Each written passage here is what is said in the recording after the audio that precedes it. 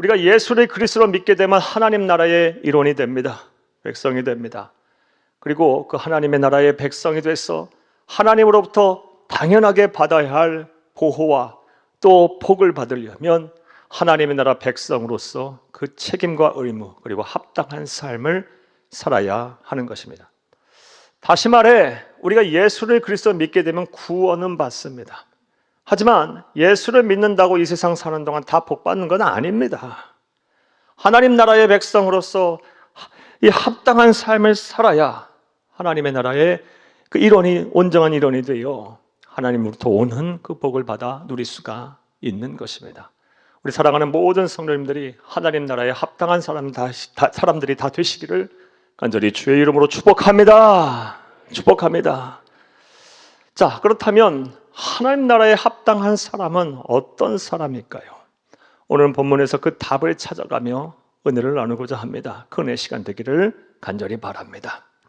사랑하는 여러분, 오늘 본문 말씀은 예수님께서 이 이스라엘 북쪽 갈릴리에서 사역을 하시다가 이제 온 인류를 구원할 십자가의 죽음을 죽으시기 위해서 저 남쪽 예루살렘으로 가시는 여정 속에서 일어난 사건에 대한 기록입니다. 예수님께서 갈릴리를 떠나서 예루살렘으로 가시자 수많은 사람들이 예수님의 제자가 되겠다고 예수님을 따라왔습니다. 왜냐하면 예수님 당시에 사람들에게는 소망이 없었기 때문입니다. 그들은 로마 제국의 지배를 받았고요, 불법을 행하고 권력을 남용하는 그런 자들에 의해서 수탈을 당했고 학대를 당했고 또 억압을 당했기 때문입니다. 하루하루의 삶에 소망이 없었어요.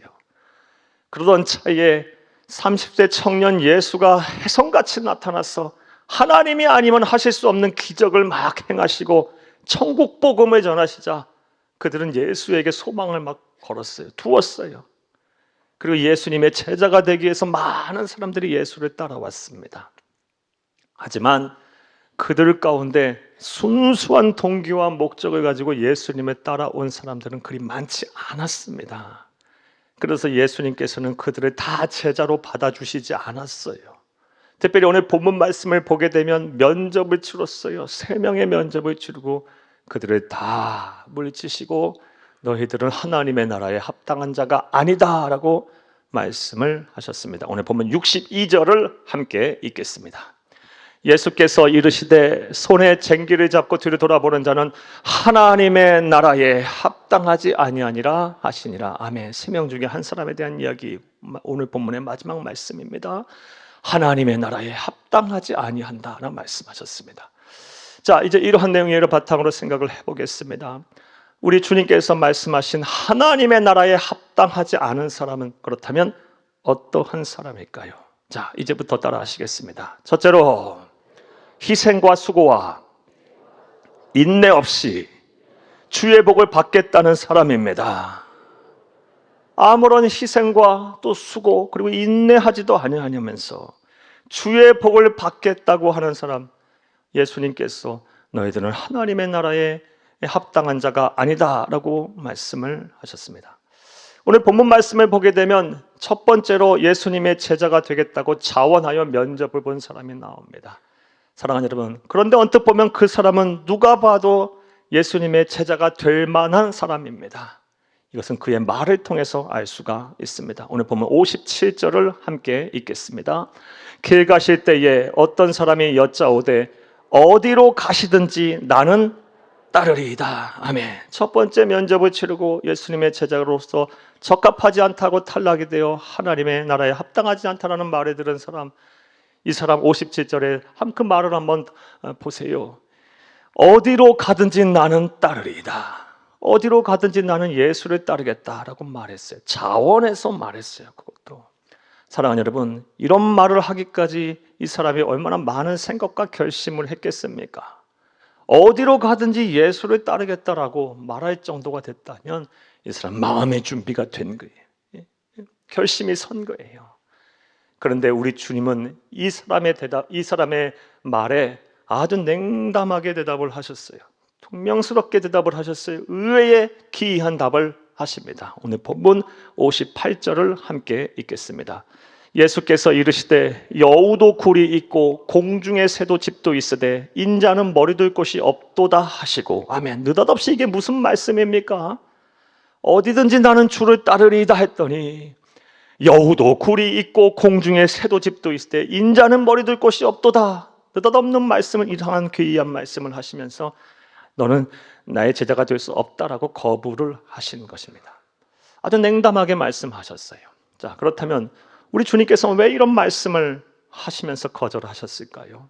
이에 대한 답을 얻기 위해서 우리는 또 본문과 똑같은 본문의 내용의 말씀에 대한 기록인 마태복음 8장 말씀을 통해서 우리가 그 답을 얻을 수가 있습니다. 마태복음 8장 19절을 함께 읽겠습니다.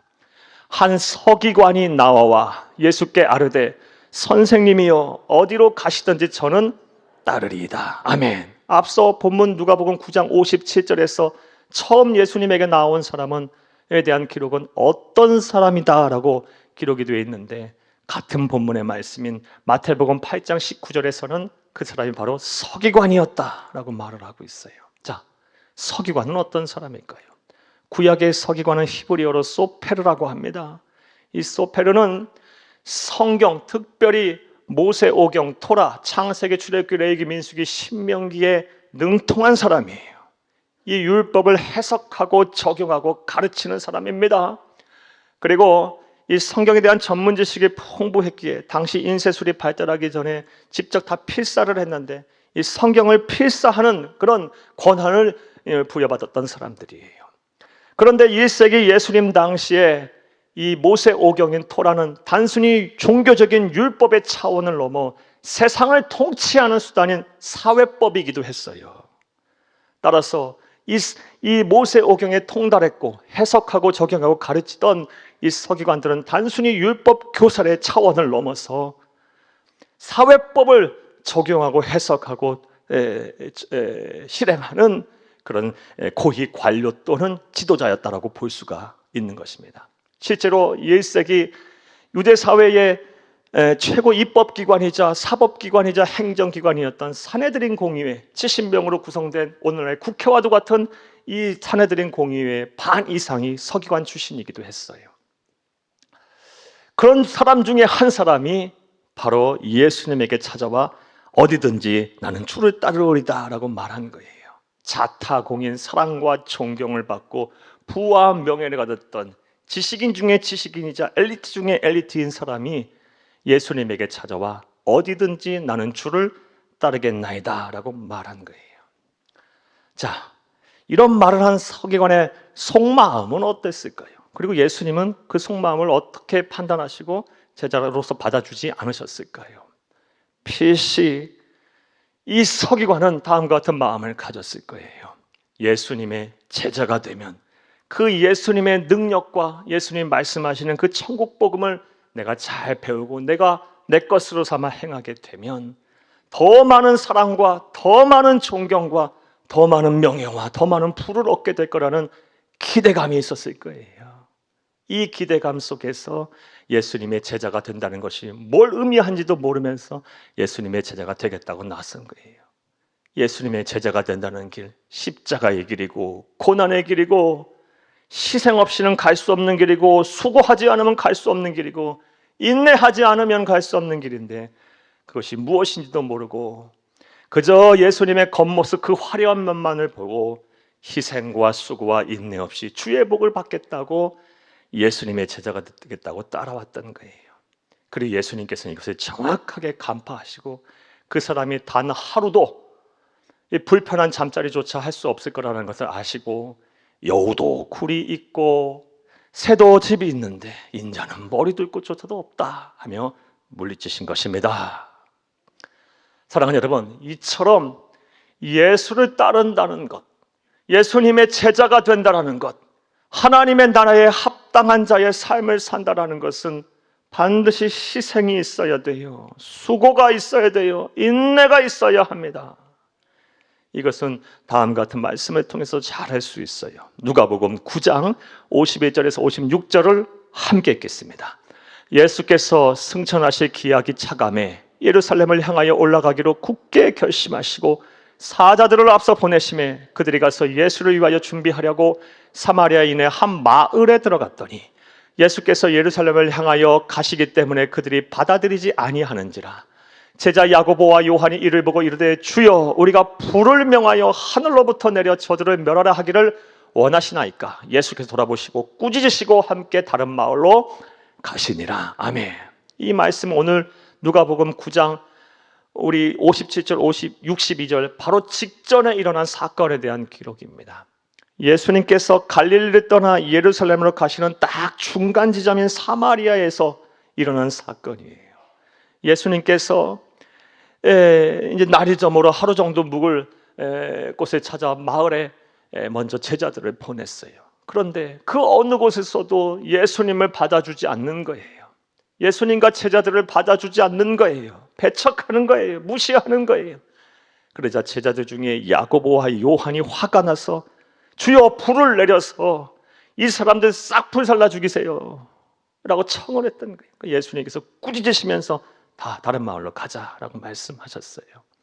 사랑하는 여러분, 이처럼 예수를 따른다는 것, 예수님의 제자가 된다는 것, 하나님의 나라에 합당한 자가 된다는 것은 수고하고 인내해야 하며 참아야 하고요. 또 다른 사람들에게 상처를 받을 수도 있어요. 무시도 당할 수도 있고요. 손해를 볼 수도 있어요. 하지만 희생과 수고와 참고 견디는 것, 그런 삶이 반드시 있어야 돼요. 그것이 바로 예수님에 따르는 제자로서의 삶이고 하나님 나라에 합당한 자의 삶임을 믿으시기를 간절히 주의 이름으로 축복합니다. 두 번째로 예수님께서 말씀하신 하나님의 나라에 합당하지 않는 자는 어떤 사람일까요? 따라하시겠습니다. 둘째로 주의 일을 다음으로 미루는 사람입니다. 주의 일을 다음으로 계속 차일 필 연기하는 그런 사람, 바로 가리켜서 하나님이신 예수님께서는 하나님의 나라에 합당하지 않다라 말씀을 하셨습니다.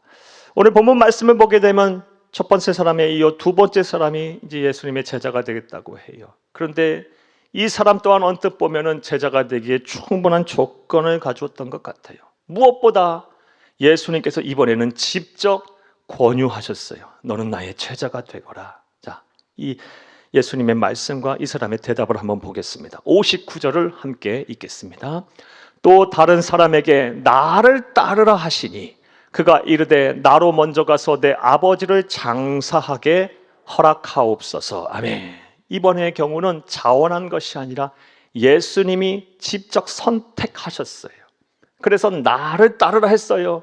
자격이 되니까 부르셨겠죠. 충분한 자격이 된 사람이에요. 그런데 이 사람의 대답이 무엇이었습니까? 나로 먼저 가서 내 아버지를 장사하게 허락하옵소서라고 했어요. 언뜻 보면 이거 뭐 틀린 대답 아니에요.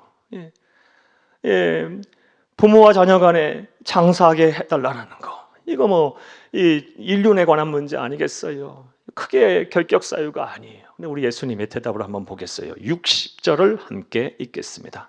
이르시되 죽은 자들로 자기의 죽은 자들을 장사하게 하고 너는 가서 하나님의 나라를 전파하라 하시고. 아멘. 60절 잘 봐야 합니다. 이 말씀 잘못 해석하면 우리 주님께서는 부자와 자녀, 아버지와 아들 사이에 연도 끊으라는 그런 매정한 분이다라고 우리가 해석을 하기 쉬워요. 또 예수를 따른다는 거, 하나님의 나라를 합당한 자가 된다라는 것은 가족을 버려도 된다라고 이렇게 해석하기 쉬워요. 그런데 이 말씀은 그런 말씀이 아닙니다. 절대로 아니에요. 이 말씀을 잘 이해하려면 1세기 유대 사회의 유산을 배분하는 관습에 대해서 이해가 필요해요. 1세기 유대 사회, 예수님 당시에 유대 부자들은요, 언제 유산을 상속했냐? 이 아버지가 죽는 순간, 그 임종의 순간, 임종이 가까웠을 때 유산을 배분하고 유산을 어떻게 증여할 것인가를 결정했어요. 그러니까 이 시점에서 예수님에게 선택을 받은 이 사람은요, 아직 아버지가 돌아가신 게 아니에요. 그럼 뭐예요? 아버지가 돌아가시기까지를 기다리겠다는 거예요. 다른 말로 유산 다 받고 살 길을 다 마련한 후에 그때가 돼서 나 예수 따르겠어요, 이 말이에요. 이 말. 내 살궁리 다 해놓고 살 형편 다 마련해놓고 내 문제 다 해결해놓고 그때 가서 예수를 따르지 말든지 그때 가서 결정할 거고 그때 예수님 부르시면 가겠어 이 말이에요. 그러니까 예수님께서는 그걸 정확하게 아셨어요. 너는 나보다 돈을 더 사랑하는구나. 너는 나보다 더 우선순위에 두고 있는 것이 많구나. 너는 아니다. 하나님 나라에 합당한 자가 아니다 라고 말씀하신 것입니다. 핵심을 정확하게 보고 있어야 돼요. 사랑하는 여러분, 그런데 안타깝게도 이것이 저와 여러분의 모습이 아닐까요? 주께서 일을 부탁하시면 우리는 종종 이렇게 해요. 아직 때가 아니에요. 내 지금 문제가 많아요. 해결해야 될 문제도 많고 나 살 길이 지금 너무 살아야 할 것들이 많이 있어요. 해결돼야 할 것들이 많이 있어요. 그런데 분명한 사실은 주의 일은 내 살 형편이 다 된 이후에 완벽하게 갖춰진 이후에 하는 것이 아닙니다. 주의 일은 주께서 부르실 때 하는 거예요. 주께서 부르실 때 기회를 주셨을 때 하는 거예요. 나는 부족해도 내가 가진 문제가 정말 해결되지 않았다 할지라도 답답했다 할지라도 견디기 힘들다 할지라도 주께서 부르시면 그 부르심 이후에 너머에 하나님의 영광이 기다리고 있는 거예요. 하나님이 준비하신 은혜가 있는 거예요. 그것을 바라보고 순종하는 것이 하나님의 나라에 합당한 자의 삶임을 믿으시기를 간절히 주의 이름으로 부탁합니다. 부탁합니다. 자, 또 예수님께서 너는 나의 나라에 하나님의 나라에 합당하지 않다라고 말씀하신 사람의 유형은 어떨까요? 따라 하시겠습니다. 셋째로 과거를 청산하지 못하는 사람입니다. 지난 예수 믿기 전의 과거, 또 변화된 삶을 살기 전에 과거를 청산하지 못하는 사람, 그러면서 예수를 따르겠다고 하는 사람, 그 사람은 하나님 나라에 합당하지 않다라고 우리 주님께서 말씀하셨어요. 오늘 본문 말씀에 보면 세 번째 경우의 사람, 세 번째 면접을 보고 탈락시킨 사람이 바로 그러한 경우입니다. 세 번째 경우의 사람도 첫 번째 경우의 사람처럼 먼저 자원해서 예수님의 제자가 되겠다고 말했어요. 오늘 본문 말씀 61절을 함께 읽겠습니다. 또 다른 사람이 이르되 주여 내가 주를 따르겠나이다마는 나로 먼저 내 가족을 작별하게 허락하소서. 아멘. 61절에 주여 내가 주를 따르겠나이다. 먼저 자원했어요. 그리고 조건을 하나 딱 내세웠어요. 나로 먼저 내 가족을 작별하게 허락하소서. 사랑하는 여러분, 가족과 작별 인사하고 나서 예수님 따르겠다라는데 이 구절만 보면 결격 사유가 하나도 없어요. 이게 뭐가 문제예요? 예. 그런데 우리 예수님의 말씀을 한번 보겠어요. 62절 함께 읽겠습니다. 예수께서 이르시되 손에 쟁기를 잡고 뒤를 돌아보는 자는 하나님 나라에 합당하지 아니하니라 하시니라. 아멘. 이건 또 무슨 말씀입니까? 느닷없는 또 다른 말씀을 하고 계세요. 그러니까 항상 우리 주님은 핵심을 보고 계시거든요. 뭐가 문제인지 정확하게 파악하고 계시거든요.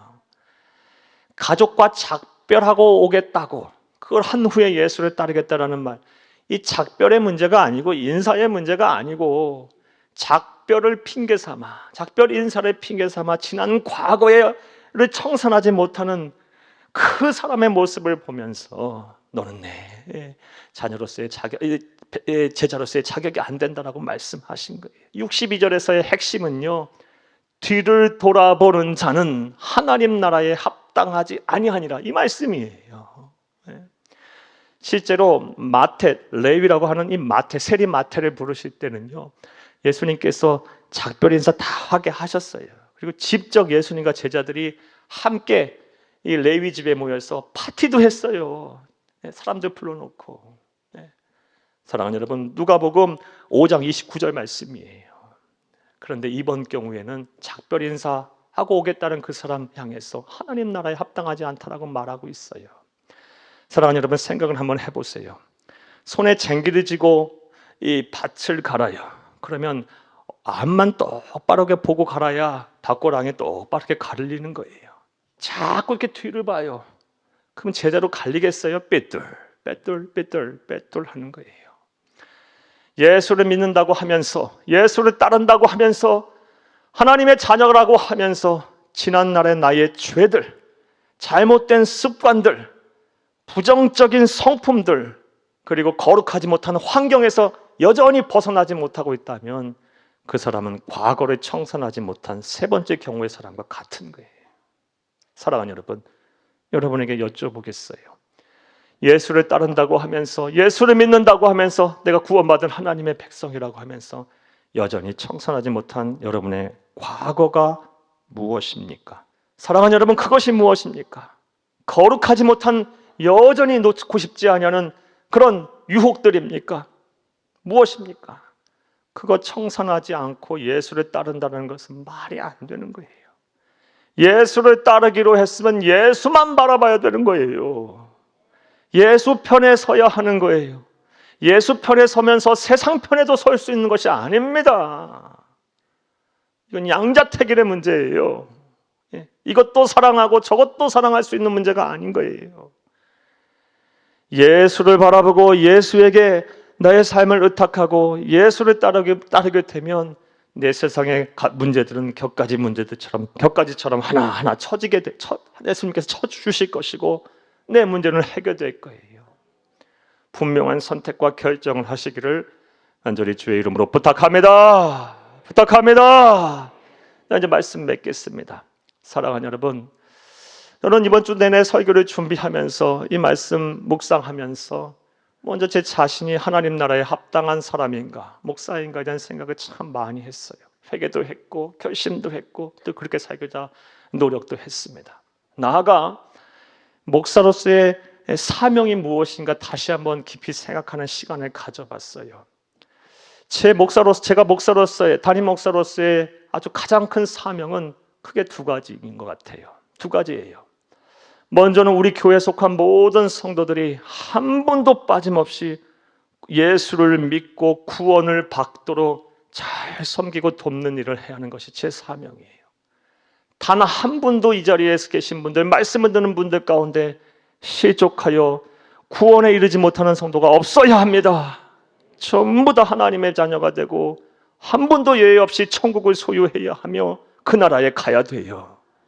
이것을 돕는 것이 제 가장 큰 사명이고, 또 다른 사명은 거기서 그치는 것이 아니고 이 세상 사는 동안도 하나님의 나라에 합당한 사람들이 다 돼서 하나님이 주시는 그 복을 누리며 살도록 돕는 것이 제 사명이다라는 생각이 들어요. 이것은 우리 주님께서 이 세상에 오신 목적과도 같아요. 요한복음 10장 10절을 함께 읽겠습니다.